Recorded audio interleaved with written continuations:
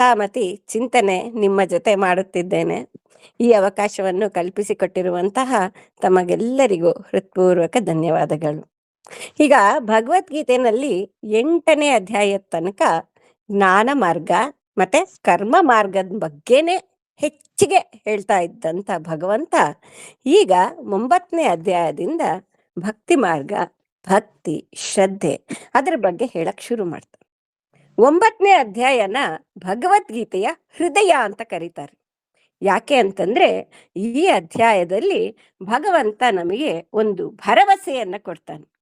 ಆದ್ದರಿಂದನೇ ಈ ಅಧ್ಯಾಯ ತುಂಬಾ ವಿಶೇಷ ಮತ್ತೆ ಶ್ರೇಷ್ಠ.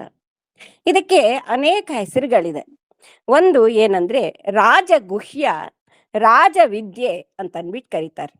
ಯಾಕೆ ಇದು ಗುಹ್ಯತಮ ಯೋಗ ಅಂತ ಯಾಕೆ ಕರೀತಾರೆ? ಯಾಕೆ ಇದು ರಹಸ್ಯ ಅಂದ್ರೆ ಏನೋ ಬಚ್ಚಿಡ್ಬೇಕು ಅಂತ ಅಲ್ಲ.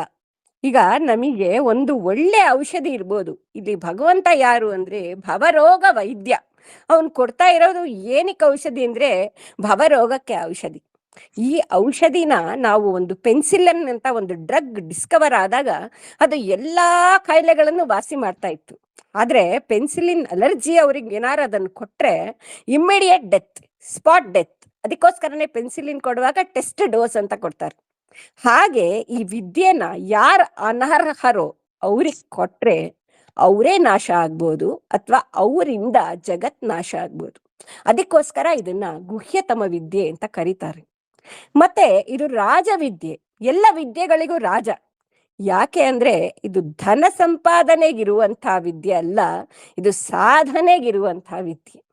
ಯಾರು ಭಗವಂತನ ಹತ್ತಿರ ಹೋಗಿ ನಾವು ಸೇರ್ಕೋಬೇಕು, ನಮಗೆ ಮೋಕ್ಷ ಬೇಕು ಅಂತ ಯಾರು ಆಸೆ ಪಡ್ತಾರಲ್ಲ ಅವರಿಗೋಸ್ಕರ ಇರುವಂತಹ ರಾಜ ಮಾರ್ಗ ಇದು. ರಾಜ ಮಾರ್ಗ ಹಂಗಿರುತ್ತೆ, ಅಡೆತಡೆ ಏನು ಇರಲ್ಲ, ಯಾರು ಅಡ್ಡ ಇರಲ್ಲ, ಸೀದಾ ರಾಜ ಎಲ್ ಬೇಕೋ ಅಲ್ಲಿ ಹೋಗ್ಬೋದು. ಹಾಗೆ ಭಗವಂತನ ಬಳಿಗೆ ನಾವು ಹೋಗ್ಬೇಕು ಅಂದ್ರೆ ಈ ಮಾರ್ಗ ನಿನಗೆ ರಾಜ ಮಾರ್ಗ. ಯೋಗ ಅಂದ್ರೆ ಮಾರ್ಗ, ರಾಜ ಯೋಗ ಅಂದ್ರೆ ರಾಜರು ಹೋಗುವಂತ ಮಾರ್ಗ. ಇಂಥ ಮಾರ್ಗವನ್ನ ಅವನು ಭಗವಂತ ನಮಗೆ ಕೊಟ್ಟಿರೋದ್ರಿಂದ ಇದನ್ನ ರಾಜವಿದ್ಯೆ ಅಂತ ಕರೀತಾರೆ. ಇನ್ನೊಂದು ಹೆಸರಿದೆ ಇದಕ್ಕೆ, ಜ್ಞಾನ ವಿಜ್ಞಾನ ಯೋಗ ಅಂತ.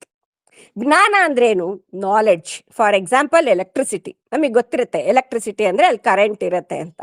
ಅದನ್ನ ನಾವು ನಮ್ಗೆ ಉಪಯೋಗ ಆಗೋಂಗು ಮಾಡ್ಬೋದು, ಅದನ್ನ ನಮ್ಮನ್ನ ದಾಸ ಮಾಡ್ಕೋಬಹುದು, ಅದರಿಂದ ಫ್ಯಾನ್ ಓಡಿಸ್ಬೋದು, ಮಿಕ್ಸಿ ತಿರುಗಿಸ್ಬೋದು. ಆದ್ರೆ ಬೈ ಚಾನ್ಸ್ ನಾವು ಮುಟ್ಟಿದ್ರೆ ಶಾಕ್ ಹೊಡಿಯತ್ತೆ. ಸೊ ಆ ಜ್ಞಾನನ ಹೆಂಗೆ ಉಪಯೋಗಿಸ್ಬೇಕು ಅಂತ ನಮಗೆ ಗೊತ್ತಿರ್ಬೇಕು. ಈ ಅಧ್ಯಾಯ ಪ್ರಾಕ್ಟಿಕಲ್. ಗೀತೆ ಯಾವಾಗ್ಲೂ ಏನ್ ಹೇಳ್ತಾರೆ, Gita is not just for reading, ಅದು ಪ್ರಾಕ್ಟಿಕಲ್ ಬುಕ್, ಅದ್ರಲ್ಲಿರೋ ಹಂಗೆ ನಾವು ನಡ್ಕೋಬೇಕು ಅಂತ. ಸೊ ಭಗವಂತ ನಮಗೆ ಈ ಮಾರ್ಗ ಕೊಡೋದಷ್ಟೇ ಅಲ್ಲ, ನನ್ನ ಹತ್ರ ಬರ್ಬೇಕು ಅಂದ್ರೆ ನೀನೇನ್ ಮಾಡ್ಬೇಕು, ನಾನ್ ನಿನ್ನಿಂದ ಏನ್ ಎಕ್ಸ್ಪೆಕ್ಟ್ ಮಾಡ್ತೀನಿ, ಇದ್ರ ಪ್ರಾಕ್ಟಿಕಲ್ ಅಪ್ಲಿಕೇಶನ್ ಏನು, ನಾನು ಕೊಡ್ತಿರೋ ಜ್ಞಾನನ ಪ್ರಾಕ್ಟಿಕಲ್ ಆಗಿ ನೀನ್ ಹೇಗ್ ಅಪ್ಲೈ ಮಾಡ್ಬೇಕು ನಿನ್ ಲೈಫಲ್ಲಿ ಅನ್ನೋದನ್ನ ತಿಳಿಸೋದ್ರಿಂದ ಇದು ವಿಜ್ಞಾನ. ವಿಜ್ಞಾನ ಯಾವಾಗ್ಲೂ ನಾವು ಸೈನ್ಸ್ ಕ್ಲಾಸ್ ಅಲ್ಲಿ ಒಂದು ಪ್ರಾಕ್ಟಿಕಲ್ ಸೆಕ್ಷನ್ ಇದ್ದೇ ಇರುತ್ತೆ, ಬರೀ ಥಿಯರಿಯಿಂದ ಸೈನ್ಸ್ ಯಾವಾಗ್ಲೂ ಮುಗಿಯಲ್ಲ. ಹಂಗೆ ಇದು ಜ್ಞಾನ ಮತ್ತೆ ವಿಜ್ಞಾನ ಎರಡು ಇರೋದ್ರಿಂದ ಜ್ಞಾನ ವಿಜ್ಞಾನ ಯೋಗ. ಇದರಲ್ಲಿ ಅನೇಕ ತತ್ವಗಳನ್ನ ಬಿಡಿಸಿ ಬಿಡಿಸಿ ಪರಮಾತ್ಮ ತಿಳಿಸ್ತಾನೆ. ಗೀತೆನಲ್ಲಿ ನಾವು ನೋಡ್ಬೋದು, ಮತ್ತೆ ಮತ್ತೆ ಅದನ್ನೇ ಹೇಳ್ತಿರ್ತಾನೆ. ಯಾಕೆ ಅಂದ್ರೆ ನಮಗದು ಸ್ಪಷ್ಟ ಆಗ್ಲಿ, ನಮ್ಮ ಅಂತರಂಗದೊಳಗೆ ಸೇರ್ಲಿ ಅಂತ. ಇವಾಗ ಇದಕ್ಕೆ DVG ಅವರು ಒಂದು ಹೆಸರಿಟ್ಟಿದ್ದಾರೆ ಈ ಅಧ್ಯಾಯಕ್ಕೆ. ಅದೇನಂದ್ರೆ ಬ್ರಹ್ಮ ಜಗತ್ ಸಂಬಂಧ ಯೋಗ. ಯಾಕೆ ಅಂದ್ರೆ ಭಗವಂತ ಇಲ್ಲಿ ಜಗತ್ತೇನು ನಾನೇನು ಅನ್ನೋದನ್ನ ಸ್ಪಷ್ಟವಾಗಿ ತಿಳಿಸ್ತಾನೆ. ನಾನೇ ಜಗತ್ತ ಅಥವಾ ಜಗತ್ತೇ ನಾನಾ ಏನು ಅನ್ನೋದನ್ನ ತಿಳಿಸೋದ್ರಿಂದ ಅವರು ಬ್ರಹ್ಮ ಜಗತ್ ಸಂಬಂಧ ಯೋಗ ಅಂತ ಹೇಳ್ತಾರೆ. ಈ ಅಧ್ಯಾಯದ ಪ್ರಾರಂಭದ ಶ್ಲೋಕದಲ್ಲಿ ಭಗವಂತ ಅರ್ಜುನನಿಗೆ ಹೇಳ್ತಾನೆ, ನೀನು ಅನಸೂಯ ಆಗಿರೋದ್ರಿಂದ ನಾನು ನಿನಗೆ ಈ ಜ್ಞಾನನ ಕೊಡ್ತಾ ಇದ್ದೀನಿ ಅಂತ ಅಂದ್ಬಿಟ್ಟು. ಅನಸೂಯ ಅಂದ್ರೆ ಏನು ಅಂದ್ರೆ ಅವನಿಗೆ ಯಾವ ಅಸೂಯೇನೂ ಇಲ್ಲ. ಅಸೂಯೆ ಏನ್ ಮಾಡತ್ತೆ ಅಂತಂದ್ರೆ ಹೊಟ್ಟೆ ಉರಿ. ಅಸೂಯೆ ಅಂದ್ರೆ ಎಲ್ಲ ಉರಿಗಳಿಗೂ ಔಷಧಿ ಇದೆ, ಆದ್ರೆ ಅಸೂಯೆ ಅನ್ನೋ ಹೊಟ್ಟೆ ಉರಿಗೆ ಯಾವ ಔಷಧಿನೂ ಇಲ್ಲ. ಅದ್ರಿಂದ ಏನಾಗತ್ತೆ ಅಂದ್ರೆ ನಾವೇ ನಾಶ ಆಗೋಗ್ಬಿಡ್ತೀವಿ. ಅದರಿಂದ ಆಸೆ ಹುಟ್ಟತ್ತೆ, ಕಾಮ ಕಾಮ ಸಂಜಾಯತೆ ಕ್ರೋಧ, ಕ್ರೋಧ ಬರುತ್ತೆ, ಅದರಿಂದ ಏನಾಗ್ತೀವಿ ಬುದ್ಧಿನಾಶ, ಬುದ್ಧಿನಾಶ ಪ್ರಣಶ್ಯತಿ. ಇದು ಆಗಕ್ಕೆ ಮುಖ್ಯ ಕಾರಣ ಅಸೂಯೆ. ಆದ್ರಿಂದ ಈ ಲೈನಲ್ಲಿ ಭಗವಂತ ನಮಗೆ ಕೊಡ್ತಿರೋ ಸಂದೇಶ ಏನು ಅಂದ್ರೆ ಅಸೂಯೆ ಬಿಡು, ಯಾರು ಅಸೂಯೆ ಇಟ್ಕೊಂಡಿರ್ತಾರೆ ಅವರಿಗೆ ನನ್ನ ಜ್ಞಾನನೂ ನಾನು ಕೊಡಲ್ಲ, ನಾನು ಅವ್ರ ಹತ್ರ ಕೂಡ ಬರಲ್ಲ ಅಂತ ಹೇಳ್ತಾ ಇದ್ದಾನೆ. ಇದಾದ್ಮೇಲಿಂದ ಮುಂದೆ ಏನ್ ಹೇಳ್ತಾನೆ ಅಂತಂದ್ರೆ, ಅಶ್ರದ್ಧೆ ಇರೋವನಿಗೆ ನಾನು ಯಾವತ್ತೂ ಸಿಗಲ್ಲ ಅಂತ ಹೇಳ್ತೀಯಾನೆ ಭಗವಂತ. ಶ್ರದ್ಧೆ, ನಮ್ಮ ಭಗವದ್ಗೀತೆಯಲ್ಲಿ ಭಗವಂತ ಶ್ರದ್ಧೆಗೆ ಬಹಳ ಪ್ರಾಮುಖ್ಯತೆ ಕೊಟ್ಟಿದ್ದಾನೆ. ಶ್ರದ್ಧಾವಾನ್ ಲಭತೆ ಜ್ಞಾನಂ ಅಂತ ಹೇಳ್ತಾನೆ. ಇಲ್ಲಿ ಒಂದು 8 ಕಡೆ ಬೇರೆ ಬೇರೆ ಜಾಗದಲ್ಲಿ ಶ್ರದ್ಧೆ ಬಗ್ಗೆ ಹೇಳಿದ್ದಾರೆ. ಶ್ರದ್ಧಾದಾನ ಮತ್ಸ್ಪರಮ, ಶ್ರದ್ಧೆಯ ಪರಮಾತಪ್ತಂ, ಶ್ರದ್ಧೆಯ ಪರಯೋಪೇತ, ಈ ತರ ಎಲ್ಲ ಕಡೆ ಕೊಟ್ಟಿದ್ದಾನೆ. ಅಷ್ಟೇ ಅಲ್ಲ, ಶ್ರದ್ಧತ್ರಯ ವಿಭಾಗ ಯೋಗ ಅಂತಾನೆ 17ನೇ ಯೋಗದಲ್ಲಿ ಕೊಟ್ಬಿಟ್ಟಿದ್ದಾನೆ. ಈ ಶ್ರದ್ಧೆ ಅಂದ್ರೆ ಏನು? ಶ್ರದ್ಧೆ ಅಂದ್ರೆ ವಿಶ್ವಾಸ, ಅನನ್ಯವಾದ ವಿಶ್ವಾಸ. ತಾಯಿಗೆ ಮಗು ಇರತ್ತೆ, ನೀವು ನೋಡಿರ್ಬೋದು, ಒಂದು ಸಣ್ಣ ಪಾಪು ಆ ತಾಯಿ ಸರನ್ನ ಗಟ್ಟಿಯಾಗಿ ಹಿಡ್ಕೊಂಡಿರುತ್ತೆ. ನಾನು ಎಲ್ಲಿ ಬಿದೋಗ್ತೀನೋ, ಇದನ್ನ ಹಿಡ್ಕೊಂಡ್ರೆ ನಾನು ಬೀಳಲ್ಲ ಅಂತ. ಆ ತಾಯಿ ಮೇಲೆ ಅಷ್ಟು ಭರವಸೆ. ಅಂತ ಭರವಸೆ ನಮಗೆ ಭಗವಂತನ ಮೇಲಿರ್ಬೇಕು. ಭಗವಂತ ಇದ್ದೇ ಇದ್ದಾನೆ, ಅವನ್ ನನ್ನ ಕಾಪಾಡ್ತಾನೆ ಅನ್ನುವಂಥ ಭರವಸೆ ನಮಗಿರ್ಬೇಕು. ಇದ್ರ ಬಗ್ಗೆ, ಈ ನಂಬಿಕೆ ಬಗ್ಗೆ ನಮ್ಮ DVG ಅವರು ಕಗ್ಗದಲ್ಲಿ ಒಂದು ತುಂಬಾ ಚೆನ್ನಾಗಿ ಹೇಳ್ತಾರೆ. ನಂಬದಿರ್ದನು ತಂದೆ, ನಂಬಿದನು ಪ್ರಹ್ಲಾದ, ನಂಬಿಯೂ ನಂಬದಿರದಿಬ್ಬಂದಿ ನೀನು, ಕಂಬದಿನೋ ಬಿಂಬದಿನೋ ಮೋಕ್ಷವರಿಗಾಯಿತು, ಸಿಂಬಳದಿ ನೊಣ ನೀನು ಮಂಕುತಿಮ್ಮ ಅಂತ ಹೇಳ್ತಾರೆ. ಸಿಂಬಳದೊಳಗೆ ನೊಣ ಸಿಕ್ಕಾಕೊಂಡ್ಬಿಟ್ರೆ ಆಚೆನೂ ಬರಕ್ಕಾಗಲ್ಲ, ಹೊರಗೂ ಹೋಗಲ್ಲ, ಒದ್ದಾಟ. ಹಂಗೆ ನಾವು ನಂಬ್ತೀವಿ, ಆದ್ರೆ ನಮಗೆ 100% ನಂಬಿಕೆ ಇಲ್ಲ. ಯಾರು ಹೇಳ್ಬಿಡ್ಲಿ ಇದನ್ನ ಮಾಡದೇ ಇದ್ರೆ ನಿಮ್ಗೇನೋ, ಈಗ ಫಾರ್ವರ್ಡ್ ಬರುತ್ತೆ, ಇದನ್ನ ಫಾರ್ವರ್ಡ್ ಮಾಡದೇ ಇದ್ರೆ ನಿಮಗೇನೋ ಆಗತ್ತೆ ಅಂತ ಇಮಿಡಿಯೇಟ್ ಆಗಿ ಫಾರ್ವರ್ಡ್ ಮಾಡ್ತೀವಿ. ನಮಗೆ ಗೊತ್ತು, ನಮಗೆ ನಂಬಿಕೆ ಇಲ್ಲ, ಆದ್ರೆ ಕೂಡ ನಾವು ಮಾಡ್ತೀವಿ. ಈ ತರ ಬೇಡ, 100% ನಂಬಿಕೆ ಇರ್ಲಿ ನನ್ನಲ್ಲಿ. ನಿನಗೆ ನಿಶ್ಚಲವಾದ ಭಕ್ತಿ ಬರಕ್ಕೆ ಶ್ರದ್ಧೆ ತುಂಬಾ ಮುಖ್ಯ ಅಂತ ಹೇಳ್ತೀನಿ. ಇದಾದ್ಮೇಲಿಂದ ಭಗವಂತ ತತ್ವ ವಿಚಾರಗಳಿಗೆ ಬರ್ತಾನೆ. ಜಗತ್ತಿಗೂ ತನಿಗೂ ಏನು ಸಂಬಂಧ? ನನ್ನಿಂದಾನೇ ಈ ಪ್ರಕೃತಿ ಸೃಷ್ಟಿ ಆಗತ್ತೆ, ನನ್ನಿಂದಾನೇ ಈ ಜಗತ್ ಸೃಷ್ಟಿ ಆಗ್ತಾ ಇದೆ ಅಂತ ಹೇಳ್ತಾನೆ. ಇದಕ್ಕೆ DVG ಅವರು ಒಂದು ತುಂಬಾ ಚೆನ್ನಾಗಿರೋ 2 ಉಪಮೆಗಳನ್ನ ಕೊಡ್ತಾರೆ. ಅದನ್ನ ನಾನು ಹೇಳಕ್ ಇಷ್ಟಪಡ್ತೀನಿ. ಒಂದೇನಂದ್ರೆ, ಸಮುದ್ರ ಇದೆ, ಸಮುದ್ರದ ಮೇಲೆ ಅಲೆಗಳು ಬರ್ತಾ ಇದೆ ಹೋಗ್ತಾ ಇದೆ, ಬರ್ತಾ ಇದೆ ಹೋಗ್ತಾ ಇದೆ. ಇವಾಗ ಅಲೆನೇ ಸಮುದ್ರನ? ಅಲ್ಲ. ಸಮುದ್ರನೇ ಅಲೆನಾ? ಅಲ್ಲ. ಅಲೆ ಸಮುದ್ರದ ಒಂದು ಭಾಗ ಅಷ್ಟೇ. ಹಾಗೆ ಭಗವಂತ ಸಮುದ್ರ ಆದ್ರೆ ಈ ಪ್ರಕೃತಿ ಏನಿದೆ, ಈ ಪ್ರಪಂಚ ಏನಿದೆ, ಹುಟ್ಟತ್ತೆ ನಾಶ ಆಗತ್ತೆ, ಹುಟ್ಟತ್ತೆ ನಾಶ ಆಗತ್ತೆ. ಹಾಗೇನೇನೆ ಅದಕ್ಕೆ ಕಾರಣ ಏನು ಅಂದ್ರೆ ಭಗವಂತನ ಇಚ್ಛೆ ಅಷ್ಟೇ. ಅವನ ಇಚ್ಛಾ ಮಾತ್ರದಿಂದ ಪ್ರಪಂಚ ಸೃಷ್ಟಿ ಆಗತ್ತೆ, ಲಯ ಆಗತ್ತೆ. ಹಾಗೇನೆ ಈ ದೇಹದಲ್ಲಿ ಬೆಳೆಯುವಂತ ಉಗುರು ಮತ್ತೆ ಕೂದಲು, ಅದನ್ನ ಕಟ್ ಮಾಡಿದ್ರೆ ಮತ್ತೆ ಹೊಸ ಉಗುರು ಬರುತ್ತೆ, ಹೊಸ ಕೂದಲು ಬರುತ್ತೆ, ಹೌದಾ? ಆದ್ರೆ ಈ ಉಗುರು ಕೂದಲೇ ದೇಹನ? ಅಲ್ಲ, ದೇಹದ ಭಾಗ ಅಷ್ಟೇ. ಅದಿಲ್ದೇ ಇದ್ರೆ ದೇಹ ಇರಕ್ಕಾಗಲ್ವಾ? ಖಂಡಿತ ಇರತ್ತೆ. ಆಧಾರ ಯಾವುದು? ದೇಹ. ಅದಿದ್ರೆ ಈ ಕೂದಲು ಬರುತ್ತೆ. ಹಾಗೆ ಆಧಾರ ಭಗವಂತ, ಅವನಿದ್ರೆ ಪ್ರಪಂಚ ಬರುತ್ತೆ. ಭಗವಂತನ ಪ್ರೇರಣೆಯಿಂದ ಪ್ರಕೃತಿ ಆಗತ್ತೆ, ಆ ಪ್ರಕೃತಿ ಸೃಷ್ಟಿನೂ ಮಾಡತ್ತೆ, ಲಯನೂ ಮಾಡತ್ತೆ ಅಂತ ಹೇಳ್ತಾನೆ. ನಾನೇ ಎಲ್ಲರ ಪಾಲಕ, ನಾನೇ ಎಲ್ಲ ಕಡೆ ಇರೋದು, ಮತ್ತೆ ನಾನೇ ಮೊದಲಿಗ. ಆದ್ರಿಂದ ನಾನು ಯಾವ ಭೂತಗಳಲ್ಲೂ ಇಲ್ಲ ಅಂತ ಭಗವಂತ ಹೇಳ್ತಾನೆ. ಅಂದ್ರೆ ನಾನು ಸ್ವತಂತ್ರ, ನನಗೆ ಯಾವ ಆಧಾರನೂ ಬೇಡ, ಆದ್ರೆ ಪ್ರಕೃತಿಗೆ ನಾನೇ ಆಧಾರ. ಮತ್ತೆ ಇಲ್ಲಿ ಈ ಗೀತೆನಲ್ಲೇ ಮತ್ತೆ ಒಂದು ಉಪಮೇನ ಭಗವಂತನೇ ಕೊಡ್ತಾನೆ. ಏನಂದ್ರೆ, ಗಾಳಿ ಬೀಸ್ಬೇಕು ಅಂದ್ರೆ ಆಕಾಶ ಇರ್ಲೇಬೇಕು, ಆಕಾಶ ಇಲ್ದೇರೆ ಗಾಳಿ ಇಲ್ಲ, ಗಾಳಿ ಇದ್ರೆ ಆಕಾಶ ಇರ್ಲೇಬೇಕು, ಆಕಾಶ ಇಲ್ದೇನು ಗಾಳಿ ಇರಕ್ಕಾಗಲ್ಲ, ಆದ್ರೆ ಗಾಳಿ ಇಲ್ದೇನು ಆಕಾಶ ಇರುತ್ತೆ. ಆ ರೀತಿ ನಾನು ಆಕಾಶ ತರ, ಗಾಳಿ ಈ ಪ್ರಪಂಚ, ನನ್ನ ಸೃಷ್ಟಿ ಅಂತ ಹೇಳ್ತಾನೆ.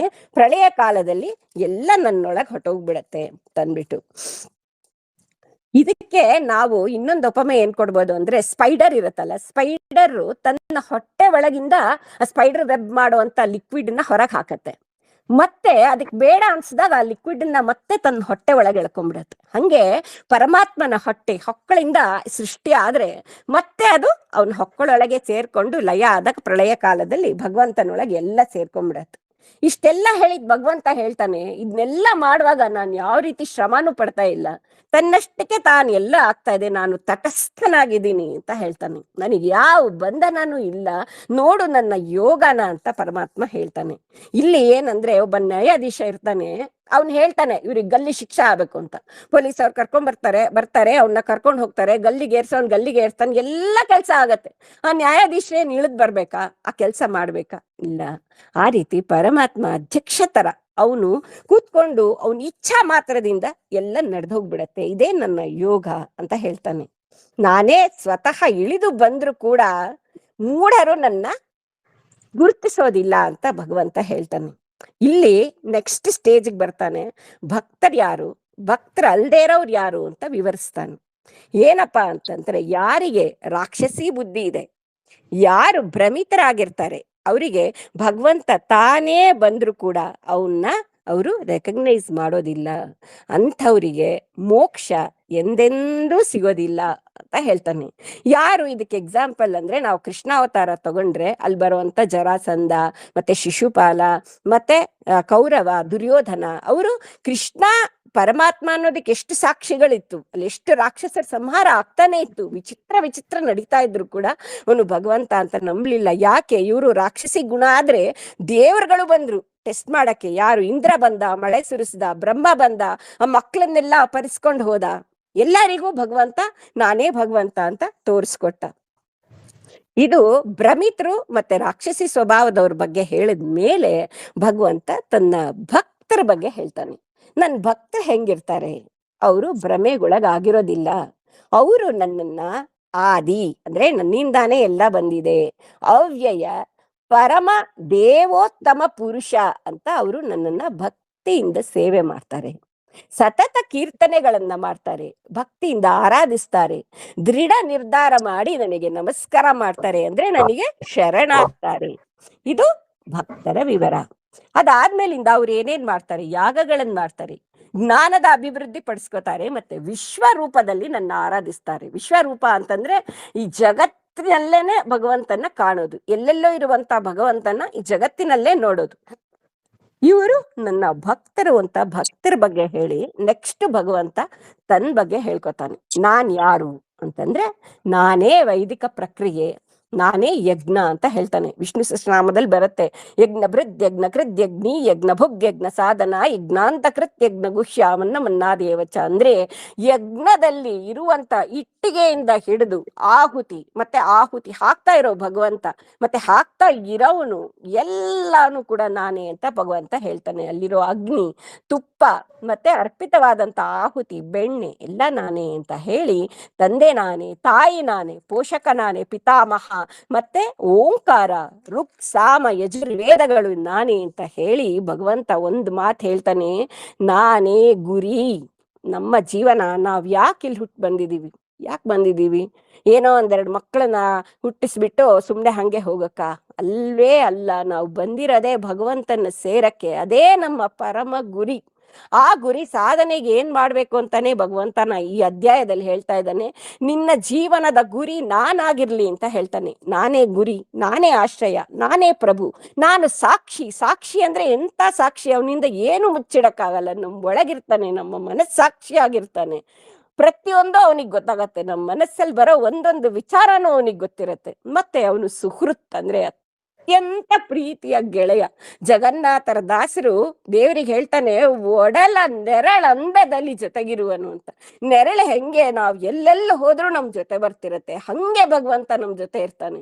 Foot steps in the sand ಅಂತ ಬರುತ್ತೆ ಕತೆ. ಅದ್ರಲ್ಲಿ 2 ಫುಟ್ ಸ್ಟೆಪ್ ಇರುತ್ತೆ, ಒಂದೊಂದ್ ಕಡೆ ಮಾತ್ರ ಒಂದೇ ಇರುತ್ತೆ. ಅವಾಗ ಭಕ್ತ ಕೇಳ್ತಾನೆ ಭಗವಂತನ, ಇಲ್ಲಿ ನೀನ್ ಇಲ್ಲೇ ಇಲ್ಲ ನೋಡು, ನನಗ್ ಕಷ್ಟ ಆಗಿರೋ ಸಮಯದಲ್ಲಿ. ಅಂದ್ರೆ ನಿನ್ನನ್ನ ನಾನು ಅವಾಗ ಹೊತ್ಕೊಂಡು ಹೋಗ್ತಿದ್ದೆ, ನಿನಗ್ ನಡಿಯಕ್ಕೆ ಆಗ್ತಾ ಇರ್ಲಿಲ್ಲ, ನಿಂದೆಲ್ಲ ಅದು ನಂದ್ ಹೆಜ್ಜೆ ಅಂತ ಹೇಳ್ತಾನೆ. ಹಾಗೆ ಭಗವಂತ ನಮ್ ಜೊತೆ ಯಾವಾಗ್ಲೂ ಇರ್ತಾನೆ. ಮತ್ತೆ ಸೃಷ್ಟಿ ಲಯ ಎಲ್ಲದರ ಆಧಾರ ನಾನೇ ವಿಶ್ರಾಂತಿ, ನಾನೇ ಸ್ಥಳ, ಮತ್ತೆ ನಾನೇ ಶಾಶ್ವತ ಬೀಜ ಅಂತ ಹೇಳ್ತಾನೆ.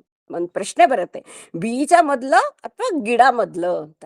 ಎಲ್ಲದಕ್ಕೂ ಮೂಲವಾದ ಬೀಜ ಎಲ್ಲಿದೆ? ಭಗವಂತನ ಒಳಗಿದೆ. ಒಂದ್ ಸಣ್ಣ ಬೀಜದಿಂದ ದೊಡ್ಡ ಆಲದ ಮರ ಆಗತ್ತೆ ಅಂತ ನಾವು ಪ್ರತ್ಯಕ್ಷವಾಗಿ ಲೌಕಿಕವಾಗಿ ನೋಡ್ತಿರುವಾಗ, ಆ ಭಗವಂತನ ಬೀಜದಿಂದ ಈ ಪ್ರಪಂಚ ಸೃಷ್ಟಿ ಆಗತ್ತೆ, ಲಯ ಆಗತ್ತೆ ಅಂತ ನಂಬದೇ ಇರಕ್ಕೆ ಸಾಧ್ಯನೇ ಇಲ್ಲ. ನಾನೇ ಶಾಖ ನೀಡಿ ನೀರನ್ನು ಆವಿ ಮಾಡಿ ಮಳೆ ಕೊಡುವವನು ನಾನೇ, ಮಳೆ ಕೊಡದೇ ಇರೋನು ನಾನೇ. ಭಗವಂತ ಹೇಳ್ತಾನೆ, ಎರಡಕ್ಕೂ ನಾನೇ ಕಾರಣ ಅಂತ. ಅಮೃತತ್ವ ಕೊಡೋನು ನಾನೇ, ಮೃತ್ಯು ಕೊಡೋನು ನಾನು. ಒಂದು ವಿಷಯ ನಾವು ಚೆನ್ನಾಗಿ ಅರ್ಥ ಮಾಡ್ಕೋಬೇಕು, ಲಯ ಅನ್ನೋದು ಕೆಟ್ಟದಲ್ಲ. ಜರ್ಜರಿತವಾದಂತ ದೇಹ ಇಟ್ಕೊಂಡು ನಾವು ಏನ್ ಮಾಡಕ್ಕಾಗತ್ತೆ? ಯಾವ ಸಾಧನೆ ಮಾಡಕ್ಕಾಗಲ್ಲ. ನಮ್ಮನ್ನ ಹಿಡ್ಕೊಳಕ್ 4 ಜನ ಬೇಕಾಗತ್ತೆ.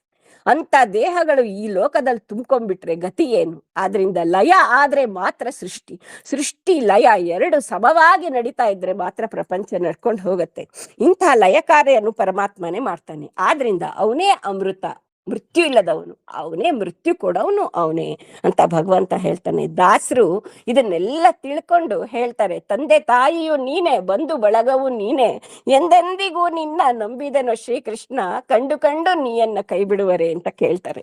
ಇದು ಈ ತತ್ವಗಳನ್ನೆಲ್ಲ ತಿಳ್ಕೊಂಡಿರೋದನ್ನೇ ದೇವರ ನಾಮಗಳಲ್ಲಿ ಹಾಕಿರೋದ್ರಿಂದನೇ ದಾಸರ ಪದ, ಎಸ್ಪೆಷಲಿ ಪುರಂದರ ದಾಸರ ಪದಗಳಿಗೆ ಉಪನಿಷತ್ ಅಂತಾನೆ ಹೇಳಿದ್ದಾರೆ. ಪುರಂದರೋಪನಿಷತ್ ಅಂತ ಕರೀತಾರೆ. ಈ ವಿಚಾರಗಳಲ್ಲಿ ನಮಗೆ ಸಂದೇಶ ಏನ್ ಕೊಡ್ತೀಯಾನ್ ಭಗವಂತ ಅಂದ್ರೆ, ನಾನೇ ಎಲ್ಲ, ಆದ್ರಿಂದ ನನ್ನ ಮಹಿಮೆನ ನೀನು ತಿಳ್ಕೊ, ಇದೇ ನಾನು ನಿನಗೆ ಕೊಡ್ತಾ ಇರುವಂತ ಜ್ಞಾನ. ಇದ್ರ ಬಗ್ಗೆ ಯಾವ ಸಂಶಯನೂ ಬೇಡ. ನಾನೇ ಪ್ರಕೃತಿ ಅನ್ನೋ ಭ್ರಾಂತಿ ನಿನಗ್ ಬೇಡ. ನಾನೇ ಈ ಪ್ರಕೃತಿ ಅಂತ ತಿಳ್ಕೊಂಡ್ಬಿಡ್ಬೇಡ ನೀನು. ನಾನು ನಿಯಾಮಕ. ಪ್ರಕೃತಿ ನನ್ನಿಂದ ಬಂದಿದ್ದು, ನನ್ನನ್ನೇ ಸೇರತ್ತೆ. ಅದು ನಶ್ವರ, ಶಾಶ್ವತ ಅಲ್ಲ, ಶಾಶ್ವತ, ಬದಲಾಗದ ಶಕ್ತಿ, ಎಲ್ಲಕ್ಕೂ ಆಧಾರ ನಾನು ಅಂತ ತಿಳಿಸ್ತಾನೆ. ಯಾಕೆ ಪರಮಾತ್ಮ ಇಷ್ಟು ಕಷ್ಟಪಟ್ಟು ಅವನ ಮಹಿಮೆಗಳನ್ನೆಲ್ಲ ನಮಗ್ ತಿಳಿಸ್ತಾ ಇದ್ದಾನೆ ಅಂದ್ರೆ, ಭಕ್ತಿ ಬರ್ಲಿ ನಮ್ಮಲ್ಲಿ ಅಂತ. ಭಕ್ತಿ ಅಂದ್ರೆ ಏನ್ ಗೊತ್ತಾ? ಭಕ್ತಿ ಅಂದ್ರೆ ಅತ್ಯಂತ ಪ್ರೀತಿ. ಎಷ್ಟು ಪ್ರೀತಿ ಅಂದ್ರೆ, ನಮ್ಮಲ್ಲಿರೋ ಎಲ್ಲ ವಸ್ತುಗಳಿಗಿಂತ ಜಾಸ್ತಿ ಪ್ರೀತಿ ನಮಗ್ ಭಗವಂತಲ್ಲಿ ಬರ್ಬೇಕು.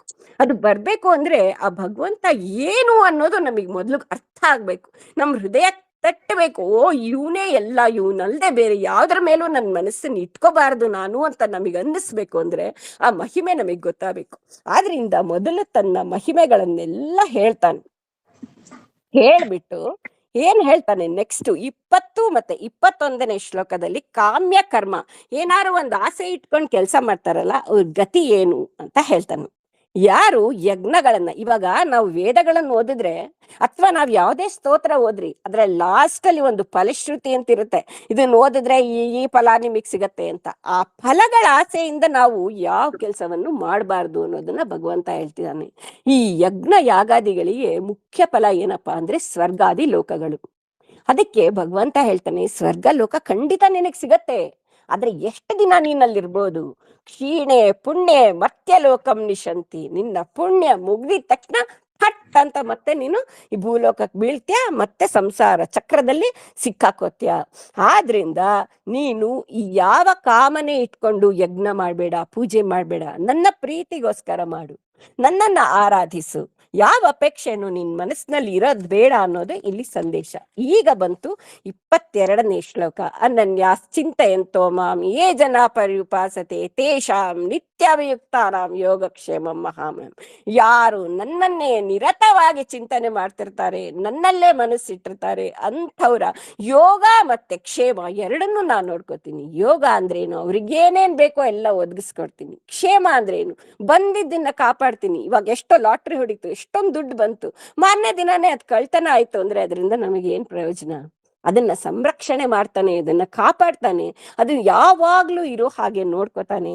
ಅಂಥ ಭಗವಂತ ಇಂಥ ಒಂದು ಭರವಸೆಯನ್ನ ಈ ಭಗವದ್ಗೀತೆಯ ಈ ಅಧ್ಯಾಯದಲ್ಲಿ 22ನೇ ಶ್ಲೋಕದಲ್ಲಿ ಕೊಡ್ತಾ ಇರೋದ್ರಿಂದನೇ ಈ ಅಧ್ಯಾಯಕ್ಕೆ ಇದರ ಹೃದಯ ಅಂತ ಕರಿತೀವಿ ನಾವು. ಆಮೇಲೆ ಭಗವಂತ ಹೇಳ್ತಾನೆ, ಇನ್ ಯಾವ ದೇವರ ಪೂಜೆ ಮಾಡಿದ್ರು ಕೂಡ ಅದು ನನಗೆ ತಟ್ಟತ್ತೆ. ಸರ್ವದೇವ ನಮಸ್ಕಾರಂ ಕೇಶವಂ ಪ್ರತಿಗಚ್ಚತಿ. ಆದ್ರೆ ನೀನು ಸರಿಯಾದ ರೀತಿಯಲ್ಲಿ ಮಾಡ್ತಿಲ್ಲ ಅಂತ ಹೇಳ್ತಾನೆ ಅಂತನ್ಬಿಟ್ಟು ಪ್ರಭುಪಾದ್ರೆ ಹೇಳ್ತಾರೆ. ಮುಂದಿನ ಶ್ಲೋಕದಲ್ಲಿ ಹೇಳ್ತಾನೆ ಏನಪ್ಪಾ ಅಂದ್ರೆ, ದೇವತೆಗಳನ್ನ ಆರಾಧಿಸಿದವರು ದೇವತೆಗಳ ಲೋಕವನ್ನ ಪಡ್ಕೋತಾರೆ. ಪಿತೃಗಳನ್ನ ಆರಾಧನೆ ಮಾಡಿದ್ರೆ ಪಿತೃಲೋಕಕ್ಕೆ ಹೋಗ್ತೀಯ. ಮತ್ತೆ ಭೂತಗಳ ಆರಾಧನೆ ಮಾಡಿದ್ರೆ ಭೂತಲೋಕಕ್ಕೆ ಹೋಗ್ತೀಯ. ನನ್ನನ್ನ ಆರಾಧನೆ ಮಾಡಿದ್ರೆ ಮಾತ್ರ ನೀನ್ ನನ್ನ ಲೋಕಕ್ಕೆ ಬರ್ತೀಯ. ಆದ್ರಿಂದ ನಾವು ಬ್ರಹ್ಮ ವಸ್ತು, ಪರಬ್ರಹ್ಮ ವಸ್ತು ಏನಿದೆ ಅದನ್ನ ಮಾತ್ರ ನಾವು ಆರಾಧನೆ ಮಾಡ್ಬೇಕು ಅನ್ನೋ ಒಂದು ವಿಚಾರನ ಕೃಷ್ಣ ಇಲ್ಲಿ ಹೇಳ್ತಾನೆ. ಇದಾದ್ಮೇಲಿಂದ ಬರುತ್ತೆ ಇಷ್ಟು ಏನು ಜ್ಞಾನ. ಭಕ್ತರೇ ಯಾರು, ನಾನ್ ಯಾರು, ಭಕ್ತರ ಅಲ್ದೇ ಇರೋರು ಯಾರು, ಇದು ಅವ್ರು ಕೊಟ್ಟಿರೋಂತ ಜ್ಞಾನ. ನೆಕ್ಸ್ಟ್ ನಾವೇನ್ ಮಾಡ್ಬೇಕು ಅನ್ನಕ್ಕೆ ಮುಂದಿನ ಶ್ಲೋಕದಿಂದ ಶುರು ಆಗತ್ತೆ.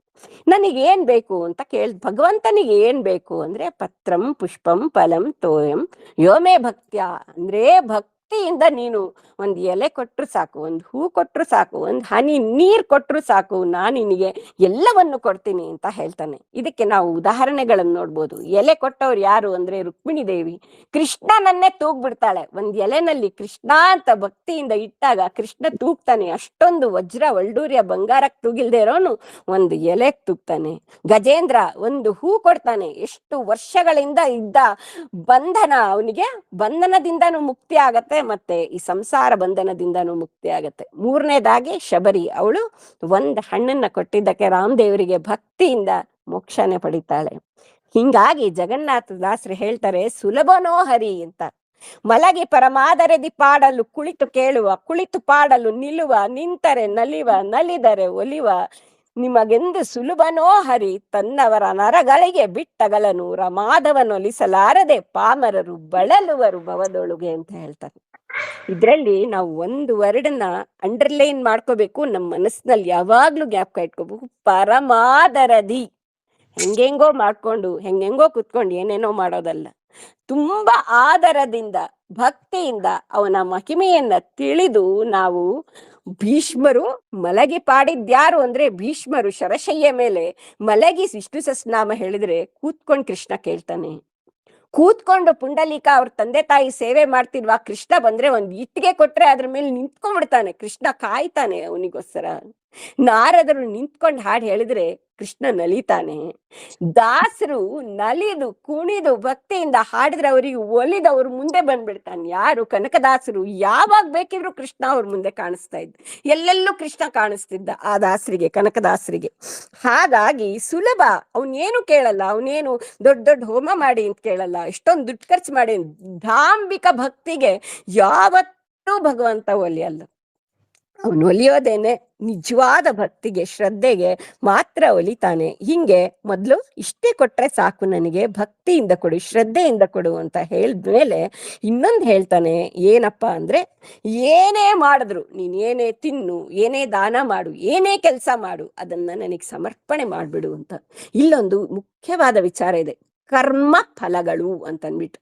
ಅದ್ ಏನಪ್ಪಾ ಅಂದ್ರೆ, ನಾವು ಈ ಜನ್ಮ ಮತ್ತೆ ಮತ್ತೆ ಮತ್ತೆ ಸಂಸಾರಕ್ಕೆ ಯಾಕೆ ಬರ್ತೀವಿ ಅಂದ್ರೆ, ನಮ್ಗೊಂದು ಬ್ಯಾಗೇಜ್ ಇದೆ.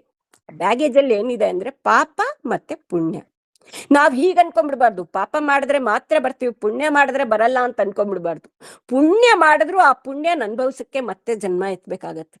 ಆದ್ರಿಂದ ನಮ್ ಬ್ಯಾಗೇಜ್ ಪಾಪ ಪುಣ್ಯ ಫುಲ್ ಖಾಲಿ ಮಾಡ್ಕೋಬೇಕು. ಹೇಗ್ ಅದನ್ನ ಮಾಡ್ಕೋಬಹುದು ಅಂದ್ರೆ, ಒಂದೇ ಒಂದು ಸುಲಭವಾದ ಮಾರ್ಗ, ಎಲ್ಲವನ್ನು ಪರಮಾತ್ಮನ ಪಾದಕ್ಕೆ ಸಮರ್ಪಣೆ ಮಾಡ್ಬಿಡ್ಬೋದು. ಸರ್ವ ಸಮರ್ಪಣೆ. ಭಗವಂತ ಅದೇ ಹೇಳ್ತಾ ಇದ್ದಾನೆ, ಎಲ್ಲದನ್ನು ನನಗ್ ಸಮರ್ಪಣೆ ಮಾಡು, ನಾನ್ ಮಾಡ್ದೆ ಅಂತ ಯಾವತ್ತೂ ಅನ್ಕೋಬೇಡ. ಅಹಂಕಾರ ಯಾವಾಗ ಬರುತ್ತೆ ಅವಾಗ ಭಗವಂತ ನಮ್ಮಿಂದ ದೂರ ಹೊಟ್ಟೋಗ್ತಾನೆ. ನಾವು ನೋಡ್ಬೋದು, ಆ ಗೋಪಿಯರ್ ಇರ್ತಾರಲ್ಲ, ಅವ್ರ ಜೊತೆ ಎಲ್ಲ ಕಾಡಲ್ಲಿ ಸಂತೋಷವಾಗಿದ್ದಾಗ ಅವರಿಗೆ ಜಂಬ ಬಂದ್ಬಿಡತ್ತೆ, ನಮ್ ಜೊತೆ ಕೃಷ್ಣ ಇದ್ದಾನೆ ಅಂತ. ಒಂದು ಗೋಪಿನ ಹೆಗಲ್ ಮೇಲೆ ಕೂಡಿಸ್ಕೊಂಡು ಹೋಗ್ತಿರ್ತಾನೆ. ಅವಳು ಅನ್ಕೋತಾಳೆ, ನೋಡ್ದ್ಯಾ ಯಾರು ಇಲ್ಲ, ನನ್ನೊಬ್ಬಳನ್ನೇ ಎತ್ಕೊಂಡಿದ್ದಾನೆ ಕೃಷ್ಣ ಅಂತ. ಇಮ್ಮಿಡಿಯೇಟ್ ಬೀಳ್ತಾಳೆ ಅವಳು ಕೆಳಗೆ, ಕೃಷ್ಣ ಮಾಯ ಆಗೋಗ್ಬಿಡ್ತಾನೆ. ನಮ್ಮಲ್ಲಿ ಒಂದು ಚೂರೇ ಚೂರ ಅಹಂಕಾರ ಬಂದ್ರು ಭಗವಂತ ಕಣ್ಮರೆ ಆಗೋಗ್ಬಿಡ್ತಾನೆ. ಆದ್ರಿಂದ ಅಹಂಕಾರ ಮಾಡಬಾರ್ದು. ಎಲ್ಲ ನಂದೇನದೋ ಸ್ವಾಮಿ, ನಿಂದೇ ಇದೆಲ್ಲವು ಅಂತ ಆ ಭಾವನೆನಲ್ಲಿ ನಾವು ಜೀವನ ಮಾಡ್ಬೇಕು. ಕೆರೆಯ ನೀರನ್ನು ಕೆರೆಗೆ ಚೆಲ್ಲಿ ವರವ ಪಡೆದವರಂತೆ ಕಾಣಿರೋ ಅಂದ್ಯಾರ ಪುರಂದರದಾಸರು. ಹರಿಯ ಕರುಣದೊಳಾದ ಭಾಗ್ಯವ ಹರಿ ಸಮರ್ಪಣೆ ಮಾಡಿ ಬದುಕಿರೋ ಅಂತ ಹೇಳ್ತಾರೆ. ಅದರಿಂದ ಸರ್ವ ಸಮರ್ಪಣೆ, ಎಲ್ಲವನ್ನು ಈ ತರ ಸಣ್ಣದ್ ಏನ್ ಕೊಟ್ಟರು ಭಕ್ತಿಯಿಂದ ಕೊಡ್ಬೇಕು. ಎಲ್ಲವನ್ನು ಪರಮಾತ್ಮನ ಪಾದದಡಿಯಲ್ಲಿ ಸಮರ್ಪಣೆ ಮಾಡ್ಬೇಕು. ಮತ್ತೆ ಮುಂದೆ ಕೃಷ್ಣ ಹೇಳ್ತಾನೆ, ನಾನ್ ಯಾರ ದ್ವೇಷಿನೂ ಅಲ್ಲ, ನಾನ್ ಯಾರ ಪಕ್ಷಪಾತಿನೂ ಅಲ್ಲ, ಆದ್ರೆ ಯಾರ್ ನನ್ ಸೇವೆ ಮಾಡ್ತಾರೋ ಅವನ್ ನನ್ ಮಿತ್ರ, ನಾನ್ ಅವ್ರಲ್ಲಿರ್ತೀನಿ, ಅವನ್ ನಮ್ಮೊಳಗಿರ್ತಾನೆ ಅಂತ ಹೇಳ್ತಾನೆ. ಮತ್ತೆ ದುರಾಚಾರಿಗಳು ಭಕ್ತಿ ಸೇವೆ ಮಾಡಿದ್ರೆ ಅಂತ ಇನ್ನೊಂದು ಬರುತ್ತೆ ಶ್ಲೋಕ. ಅದ್ರಲ್ಲಿ ಏನ್ ಹೇಳಿದಾನೆ ಅಂತಂದ್ರೆ, ಭಕ್ತರೇ ಇರ್ತಾರೆ, ಅವ್ರ ಅಂತರಂಗ ಭಕ್ತರೇ ಇರ್ತಾರೆ, ಆದ್ರೆ ಯಾವ್ದೋ ಒಂದ್ ಸನ್ನಿವೇಶದಿಂದ ಅವರಿಂದ ಕೆಟ್ಟ ಕೆಲ್ಸ ಆಗೋಗ್ಬಿಟ್ಟಿರುತ್ತೆ. ಅವಾಗ ಏನ್ ಮಾಡ್ಬೇಕು ಅವ್ರಿಗೇನ್ ಅದರಿಂದ ಬಿಡುಗಡೆನೇ ಇಲ್ವಾ ಅಂದ್ರೆ, ಪರಮಾತ್ಮ ಹೇಳ್ತಾನೆ, ಅಂಥವ್ರು ನನ್ನನ್ನ ಭಕ್ತಿಯಿಂದ ಸೇವೆ ಮಾಡಿದ್ರೆ ಅವರ ಪಾಪಗಳು ನಾಶ ಆಗತ್ತೆ, ಅವರನ್ನ ನಾವು ಭಕ್ತ ಅಂತಾನೆ ಕನ್ಸಿಡರ್ ಮಾಡ್ಕೋಬೇಕು ಅಂತ ಹೇಳ್ಬಿಟ್ಟು ಇನ್ನೊಂದು ಭರವಸೆಯನ್ನು ಕೊಡ್ತಾನೆ. ನಾಮೇ ಭಕ್ತ ಪ್ರಣಶ್ಯತಿ, ನನ್ನ ಭಕ್ತರಿಗೆ ಯಾವತ್ತೂ ಕೂಡ ನಾಶ ಇಲ್ಲ ಅಂತ ಹೇಳ್ತಾನೆ. ಇಲ್ಲಿ ನಾವು ನನ್ನನ್ನು ಆಶ್ರಯಿಸುವ ಪಾಪಿಗಳು, ಸ್ತ್ರೀಯರು, ವೈಶ್ಯರು, ಶೂದ್ರರು ಎಲ್ಲರಿಗೂ ಕೂಡ ನಾನು ಪರಮಸ್ಥಾನವನ್ನ ಕೊಡ್ತೇನೆ ಅಂತ ಹೇಳ್ತಾ ಇದ್ದಾರೆ. ಇದರಲ್ಲಿ ಒಂದು ಸ್ಪಷ್ಟನೆನ ನಮಗೆ ನಾವು DVG ಅವರ ಜೀವನ ಧರ್ಮದ ಯೋಗದಲ್ಲಿ ಅವ್ರು ಕೊಡ್ತಾರೆ. ಯಾತಕ್ಕೆ ಈ ತರ ಸ್ತ್ರೀಯರು, ಶೂದ್ರರು, ವೈಶ್ಯರು ಅಂತ ಯಾಕೆ ಹೇಳ್ತಿದ್ದಾರೆ ಅಂತಂದ್ರೆ, ಸ್ತ್ರೀಯರಿಗೆ ನಮಗೆ ಗೊತ್ತೇ ಗೊತ್ತು, ನಮಗೆ ರಜಸ್ಸಲೆಗಳಾದಾಗ ಮನಸ್ಸು ಸ್ಥಿಮಿತದಲ್ಲಿರಲ್ಲ. ಭಗವಂತನಲ್ಲಿ ನಾವು ಮನಸ್ಸನ್ನ ನಿಲ್ಸಕ್ಕಾಗಲ್ಲ. ಮತ್ತೆ ತಾಯಂದ್ರಿಗೆ ಮಕ್ಳು ಕಂಡ್ರೆ, ಮನೆ ಕಂಡ್ರೆ ಮಮಕಾರ ಗಂಡಸರಿಗಿಂತ ಜಾಸ್ತಿ. ಬಿಟ್ಟು ಹೋಗಿ ವೈರೋಗ್ಯ ಮಾಡೋದು ಅನ್ನೋದು ಸ್ವಲ್ಪ ಕಷ್ಟದ ವಿಷಯ. ಆದ್ರಿಂದ ಈ ತರ ಭಕ್ತಿ ಮಾಡಿದ್ರೆ ಅವರಿಗೂ ಕೂಡ ನಾನು ಮೋಕ್ಷ ಕೊಡ್ತೀನಿ. ಇದು ಎಷ್ಟು ಸುಲಭ ಆಗಿದೆ. ಇದ್ರಲ್ಲಿ ಏನು ಹೇಳಿಲ್ಲ, ಮನೆ ಬಿಟ್ಟು ಹೋಗಿ ಅಂತ ಹೇಳಿಲ್ಲ, ಸನ್ಯಾಸ ಮಾಡಿ ಅಂತ ಹೇಳಿಲ್ಲ. ನೀವು ಏನೇ ಕೆಲಸ ಮಾಡಿದ್ರು ನನ್ನ ಪಾದಕ್ಕೆ ಸಮರ್ಪಣೆ ಮಾಡಿ, ಅದನ್ನ ಭಕ್ತಿ ಶ್ರದ್ಧೆಯಿಂದ ನನ್ನ ಸೇವೆ ಅಂತ ಮಾಡಿ ಅಂತ ಭಗವಂತ ಹೇಳ್ತಾ ಇದ್ದಾನೆ. ಆದ್ರಿಂದ ಇದಕ್ಕಿಂತ ಸುಲಭವಾಗಿ ಯಾರು ನಮಗೇನು ಹೇಳಕ್ಕಾಗಲ್ಲ. ಕಡೇದ ಶ್ಲೋಕದಲ್ಲಿ ಭಗವಂತ ಹೇಳ್ತಾನೆ, ಮನ್ಮನಾಭವ ಮದ್ಭಕ್ತೋ ಮದ್ಯಾಜಿ ಮಾಂ ನಮಸ್ಕುರು ಮಾಮೇ ದೈವಪಿ ಯುಕ್ತೈವ ಮತ್ಮಾನಂ ಮತ್ಪರಾಯಣ. ಯಾವಾಗ್ಲೂ ನಿನ್ ಮನಸ್ಸನ್ನ ನನ್ನಲ್ಲೇ ನಿಲ್ಸು ಅಂತ ಹೇಳ್ತಾನೆ. ಇದಕ್ಕೆ ಪ್ರಹ್ಲಾದ ಒಂದು ಸೂತ್ರವನ್ನ ಕೊಟ್ಟಿದ್ದಾನೆ, ನವವಿಧ ಭಕ್ತಿ ಅಂತ. ಶ್ರವಣಂ, ಕೀರ್ತನಂ, ವಿಷ್ಣು ಸ್ಮರಣಂ, ಪಾದ ಸೇವನಂ, ಅರ್ಚನಂ, ವಂದನಂ, ದಾಸ್ಯಂ, ಸಖ್ಯಂ, ಆತ್ಮನಿವೇದನಂ ಅಂತ. ಮೊದಲನೇದು ಶ್ರವಣ. ನಮ್ಮ ಸನಾತನ ಧರ್ಮ ಬಂದಿರೋದೇ ಕಿವಿಯಿಂದ ಕಿವಿಗೆ. ಅದು ಯಾವ ಪುಸ್ತಕದಲ್ಲೂ ಓದಿ ಬಂದಿಲ್ಲ, ಅದು ಒಬ್ಬರ ಬಾಯಿಂದ ಒಬ್ಬರ ಕಿವಿಗೆ ಬಂದಿದೆ. ಅದರಿಂದ ಕಿವಿಯಿಂದಾನೇ ನಮಗೆ ಜ್ಞಾನ ಅಂತ. ಯಾವಾಗ ನಾವು ಭಗವಂತನ ಬಗ್ಗೆ ಹೆಚ್ಚು ಹೆಚ್ಚು ಕೇಳ್ತೀವಿ, ತಿಳ್ಕೋತೀವಿ, ಅವಾಗ ನಮಗೆ ಅವನ ಬಗ್ಗೆ ಜ್ಞಾನ ಜಾಸ್ತಿ ಆಗತ್ತೆ. ಅದರಿಂದ ಮೊದಲು ಕೇಳಬೇಕು.